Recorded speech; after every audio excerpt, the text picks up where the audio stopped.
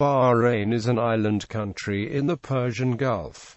The history of Bahrain dates back to ancient history. Bahrain was the central location of the ancient Dilmun civilization. Bahrain's strategic location in the Persian Gulf has brought rule and influence from mostly the Persians, Sumerians, Assyrians, Babylonians, Portuguese, the Arabs, and the British, whilst the country had closest economic relations with Indians of South Asians for the longest time, much more than the Arabs themselves. Dolmens Civilization. Bahrain was the central site of the ancient Dilmun civilization. Dilmun appears first in Sumerian cuneiform clay tablets dated to the end of 4th millennium BC, found in the temple of goddess Inanna, in the city of Uruk. The adjective Dilmun is used to describe a type of axe and one specific official. In addition, there are lists of rations of wool issued to people connected with Dilmun. Dilmun was mentioned in 2 letters dated to the reign of Bernabarish II, recovered from Nippur during the Kassite dynasty of Babylon. These letters were from a provincial official Ili Pasra in Dilmun to his friend Enlil-Kidini in Mesopotamia. The names referred to are Akkadian. These letters and other documents hint at an administrative relationship between Dilmun and Babylon at the time. Following the collapse of the Kassite dynasty, Mesopotamian documents make no mention of Dilmun with the exception of Assyrian inscriptions dated to 1250 BC which proclaimed the Assyrian king to be king of Dilmun and Melu'ah.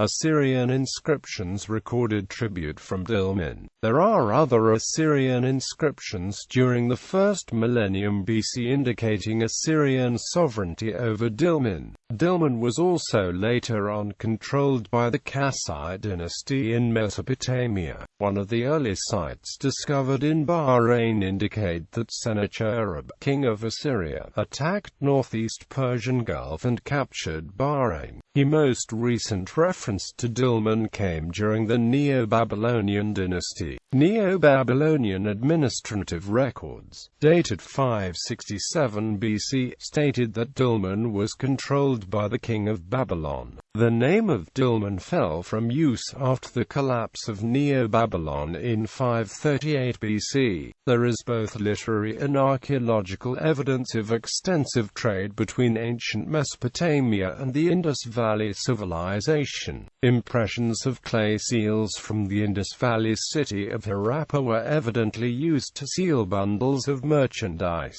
as clay seal impressions with Gorda-sack marks on the reverse side testify. A number of these Indus Valley seals have turned up at Ur and other Mesopotamian sites. The Persian Gulf types of circular, stamped seals known from Dilmun that appear at Lothal in Gujarat, India, and Failaka, as well as in Mesopotamia, are convincing corroboration of the long-distance sea trade. What the commerce consisted of is less known. Timber and precious woods, ivory, lapis lazuli, gold, and luxury goods such as carnelian and glazed stone beads, pearls from the Persian Gulf, shell and bone inlays, were among the goods sent to Mesopotamia in exchange for silver, tin, woolen textiles, olive oil and grains. Copper ingots from Oman and bitumen which occurred naturally in Mesopotamia may have been exchanged for cotton textiles and domestic fowl, major products of the Indo region that are not native to Mesopotamia. Instances of all of these trade goods have been found. The importance of this trade is shown by the fact that the weights and measures used at Dilmun were in fact identical to those used by the Indus, and were not those used in southern Mesopotamia. The ships of Dilmun from the foreign land brought him wood as a tribute. Mesopotamian trade documents, lists of goods, and official inscriptions mentioning Melu'ah supplement Harappan seals and archaeological finds. Literary references to Melu'ah trade date from the Akkadian, the 3rd dynasty of Ur, and Is and Lhasa periods, but the trade probably started in the early dynastic period. Some Melu'ah vessels may have sailed directly to Mesopotamian ports, but by the Is and Lhasa period, Dilmun monopolized the trade. The Bahrain National Museum assesses that its golden age lasted California, 2200–1600 BC. Discoveries of ruins under the Persian Gulf may be of Dilmun. In the Mesopotamian epic poem Epic of Gilgamesh, Gilgamesh had to pass through Mount Mashu to reach Dilmun. Mount Mashu is usually identified with the whole of the parallel Lebanon and anti-Lebanon ranges, with the narrow gap between these mountains constituting the tunnel. Dilmun, sometimes described as the place where the sun rises and the land of the living, is the scene of some versions of the Sumerian creation myth, and the place where the deified Sumerian hero of the flood, Utnapishtim, was taken by the gods to live forever. Thorkel Jacobson's translation of the Eridu Genesis calls it Mount Dilmun, which he locates as a far-away, half-mythical place. Dilmun is also described in the epic story of Enki and Ninhursag as the site at which the creation occurred. The promise of Enki to Ninhursag, the Earth Mother, Ninlil, the Sumerian goddess of air and south wind, had her home in Dilmun. It is also featured in the Epic of Gilgamesh. However, in the early epic Enmerkar and the Lord of Ararata, the main events, which center on Enmerkar's construction of the ziggurats in Uruk and Eridu, are described as taking place in a world before Dilmun had yet been settled. Persian Empire. From the 6th century BC to the 3rd century BC, Bahrain was a pivotal part of the Persian Empire by the Achaemenids, an Iranian dynasty. For the 3rd century BC to the arrival of Islam in the 7th century AD, Bahrain was controlled by two other Iranian dynasties, the Parthians and the Sassanids. By about 130 BC, the Parthian dynasty brought the Persian Gulf under the control and extended their influence as far as Oman. Because they needed to control the Persian Gulf trade route, the Parthians established garrisons along the southern coast of the Persian Gulf. In the 3rd century AD, the Sassanids succeeded the Parthians and held the area until the arrival of Islam 4 centuries later. Ardashir, the first ruler of the Iranian Sassanid dynasty, marched to Oman and Bahrain and defeated Sanatrak, probably the Parthian governor of Bahrain. He appointed his son Shapur I as governor of Bahrain. Shapur constructed a new city there and named it Baton Ardashir after his father. At this time, Bahrain incorporated the southern Sassanid province covering the Persian Gulf's southern shore plus the archipelago of Bahrain. The southern province of the Sassanids was subdivided into 3 districts: Hagar, Baton Ardashir, and Mishmahig. Tylos. Bahrain was referred to by the ancient Greeks as Tylos, the center of pearl trading, when the Greek admiral Nearchus first visited there. Nearchus was serving under Alexander the Great, who overthrew the ruling tribe of Al-Hamah. Nearchus is believed to have been the first of Alexander's commanders to visit Bahrain, and he found a verdant land that was part of a wide trading network. He recorded that in the island of Tylos, situated in the Persian Gulf, are large plantations of cotton tree, from which are manufactured clothes called sindanis, with very different degrees of value, some being costly, others less expensive. The use of these is not confined to India, but extends to Arabia. Quote, the Greek historian, Theophrastus, states that many of the islands were covered in these cotton trees and that Tyler was famous for exporting walking canes engraved with emblems that were customarily carried in Babylon. Ares was also worshipped by the ancient Bahrain and the Greek colonists. It is not known whether Bahrain was part of the Seleucid Empire, although the archaeological site at Khalat al-Bahrain has been proposed as a Seleucid base in the Persian Gulf. Alexander had planned to settle the eastern shores of the Persian Gulf with Greek colonists, and although it is not clear that this happened on the scale he envisaged, Tylos was very much part part of the Hellenized world. The language of the upper classes was Greek, while Zeus was worshipped in the form of the Arabian sun god Shams. Tylos even became the site of Greek athletic contests. Strabo, the Greek historian, geographer and philosopher, mentioned that the Phoenicians came from Bahrain, where they have similar gods, cemeteries and temples. This theory was accepted by the 19th-century German classicist Arnold Hirn, who said that, in the Greek geographies, for instance, we read of two islands, named Tylos and Arad, Bahrain, which boasted that they were the mother country of the Phoenicians, and exhibited relics of Phoenician temples. Quote, "The people of Tyre, Lebanon in particular, have long maintained Persian Gulf origins, and the similarity in the words Tylos and Tyre has been commented upon." Later classicist theories were proposed prior to modern archaeological excavations, which revealed no disruption of Phoenician societies between 3200 BC and 1200 BC. Herodotus's account refers to the Phoenicians originating from Bahrain. According to the Persians best informed in history, the Phoenicians began the quarrel. These people, who had formerly dwelt on the shores of the Erythraean Sea, having migrated to the Mediterranean and settled in the parts which they now inhabit, began at once, they say, to adventure on long voyages, freighting the vessels with the wares of Egypt and Assyria.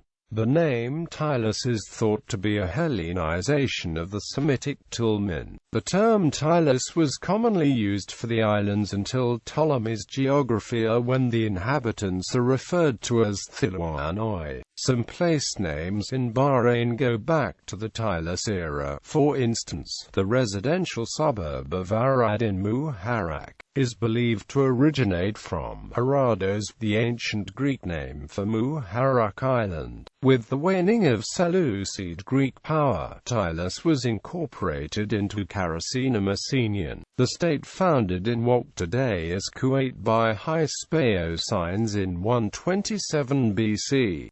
Building inscriptions found in Bahrain indicate that Hyspaiosines occupied the islands. Islam. From the time when Islam emerged in the 7th century until the early 16th century, the name Bahrain referred to the wider historical region of Bahrain stretching from Basra to the Strait of Hormuz along the Persian Gulf coast. This was Iqlim al-Bahrain, i.e., the province of Bahrain, and the Arab inhabitants of the province were descendants of the Arab tribe Bani Abd al-Qais. Bahrain embraced Islam in 629. The Prophet Muhammad ruled Bahrain through one of his representatives, Al-Ala al-Hadrami. During the time of Umar I, the famous companion of the Prophet, Abu Hurairah, was the governor of Bahrain. Umar I also appointed Uthman bin Abi al-Ayyaz as governor of the area. Al-Qarmi's mosque, founded in 692, was one of the earliest mosques built in Bahrain in the era of Umayyad Caliph Umar II. Prior to Islam, Bahrain was a center of Nestorian Christianity. The expansion of Islam did not affect Bahrain's reliance on trade, and its prosperity continued to be dependent on markets in Mesopotamia. After Baghdad emerged as the seat of the Caliph in 750 and the main center of Islamic civilization, Bahrain greatly benefited from the city's increased demand for foreign goods, especially from China and South Asia. Bahrain became a hub for intellectuals for hundreds of years, stretching from the early days of Islam in the 6th century to the 18th century. Philosophers of Bahrain were highly esteemed, such as the 13th century mystic Sheikh Matham al-Bahrani.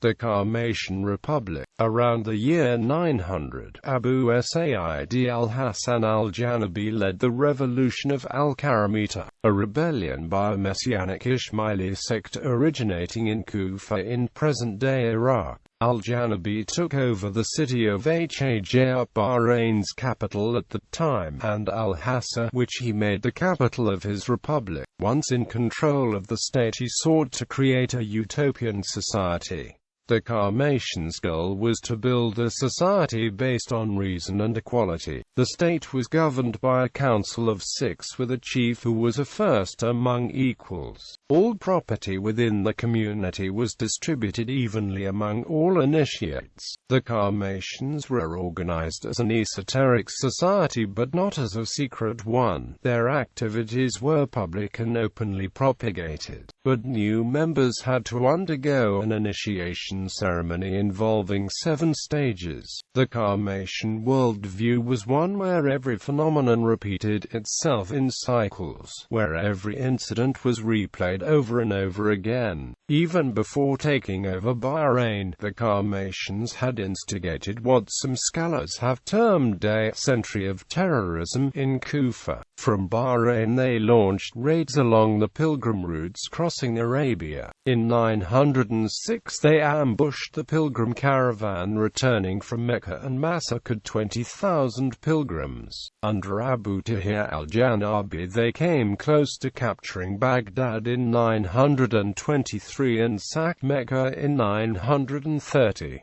In the assault on Islam's holiest sites, the Karmatians desecrated the well of Zamzam with corpses of Hajj pilgrims, and took the black stone from Mecca to Al-Hassa. According to historian Al-Juwayni, the stone was returned 22 years later in 951 under mysterious circumstances. Wrapped in a sack, it was thrown into the Great Mosque of Kufa in Iraq, accompanied by a note saying, "By command we took it, and by command we have brought it back."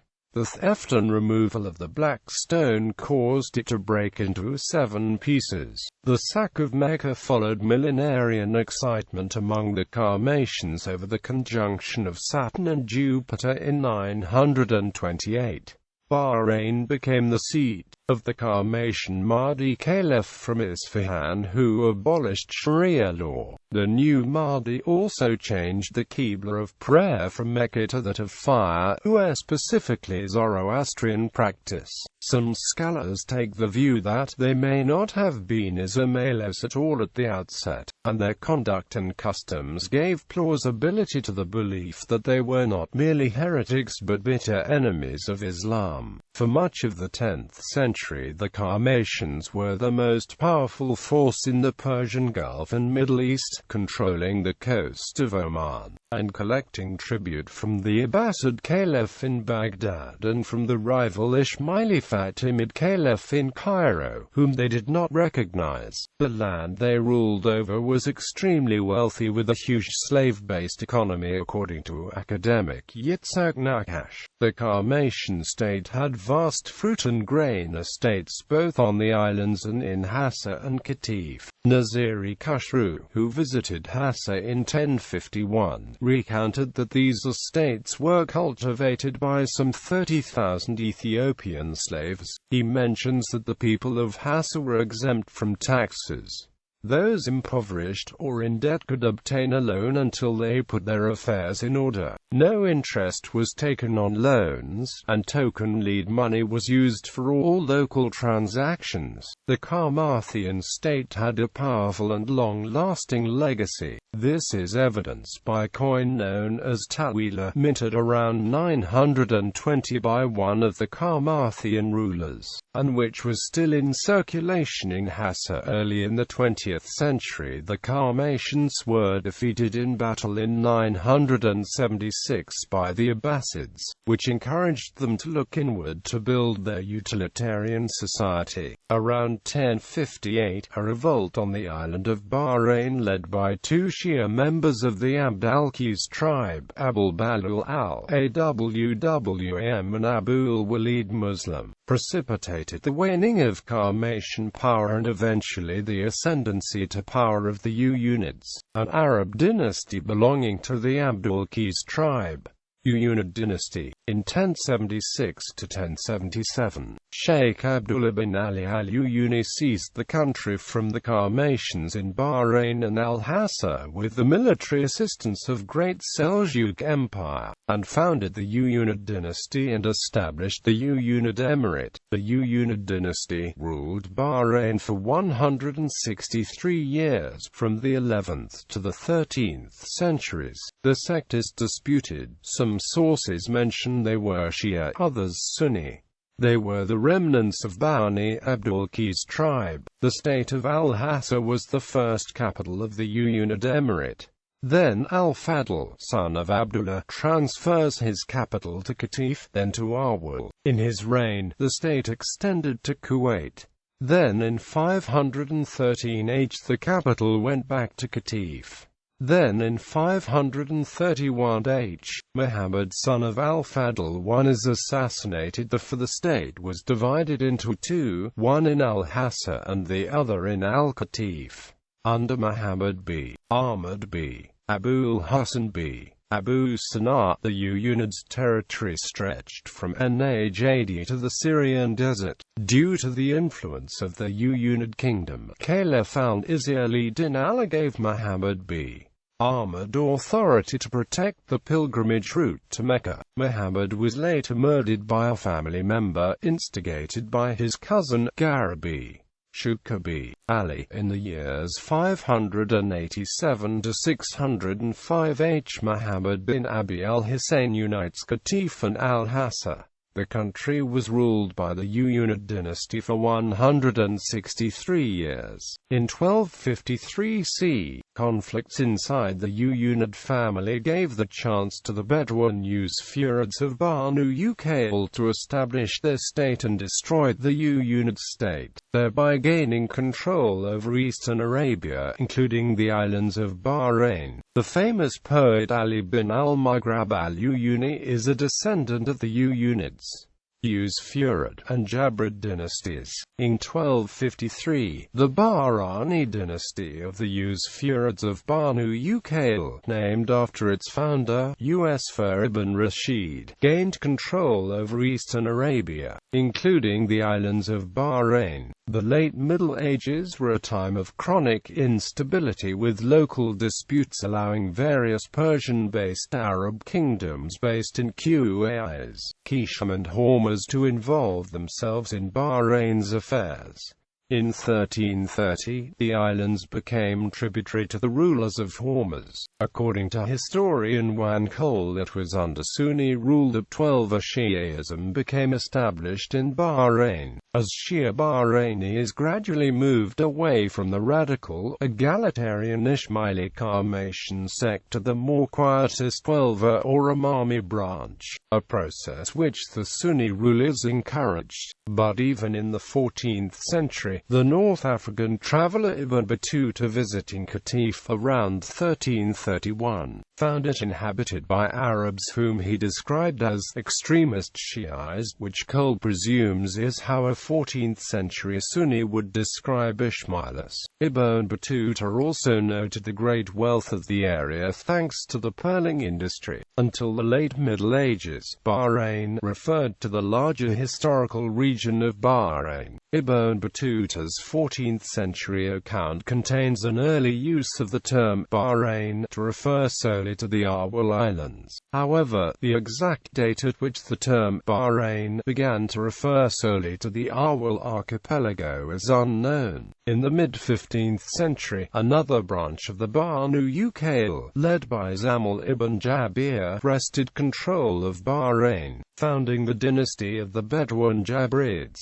Based in Al-Ahsa, the Jabrids ruled most of eastern Arabia and followed the Sunni Maliki rite, which they actively promoted within the domain. Portuguese rule. The The Arab navigator Ahmad bin Majid visited Bahrain in 1489 and gave a contemporary account of the country that the first Portuguese would have seen. In Arwil there are 360 villages, and fresh water can be found in a number of places. A most wonderful Al-Khazazir, where a man can dive into the salt sea with a skin and can fill it with fresh water while he is submerged in the salt water. Around Bahrain are pearl fisheries and a number of islands, all of which have pearl fisheries, and connected with this trade are 1,000 ships. Portuguese expansion into the Indian Ocean in the early 16th century followed Vasco da Gama's voyages of exploration, in which the Portuguese battled the Ottomans up the coast of the Persian Gulf. The Portuguese, drawn in by the lucrative trade routes of the Gulf, sought control of the strategic Hormuz region before setting its sights on Bahrain. Portuguese ships first entered the Gulf in 1485. The first reputed Portuguese traveller to visit Bahrain was Duarte Barbosa. After the Kingdom of Hormuz fell in 1507, Hormuz's political control of Bahrain was lost after the island fell to the princes of Al-Hassa. A combined Portuguese-Hormuz force led by Antonio Correa conquered Bahrain in 1521, only to briefly lose it to the princes of Al-Hassa the same year. In response, the Portuguese sent another expedition to Bahrain and the Arabian coast to subdue the Al-Hassa attempts to regain power. The Portuguese late consolidated the position of the island by reconstructing the Calar al-Bahrain fortress,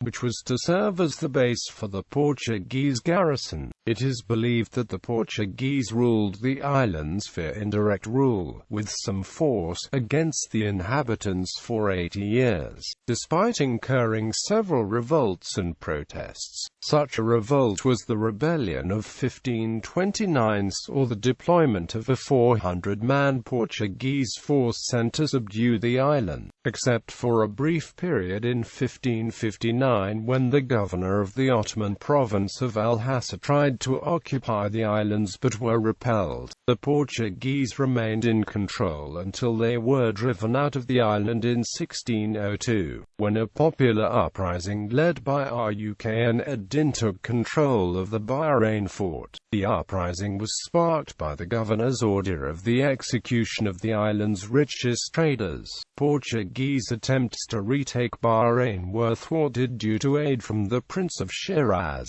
The uprising coincided with regional disputes between the Portuguese and rival European powers. The power vacuum that resulted was almost immediately filled by the Persian ruler Shah Abbas I, who deployed a Persian garrison to the Bahrain fort and subsumed it within the Safavid Empire.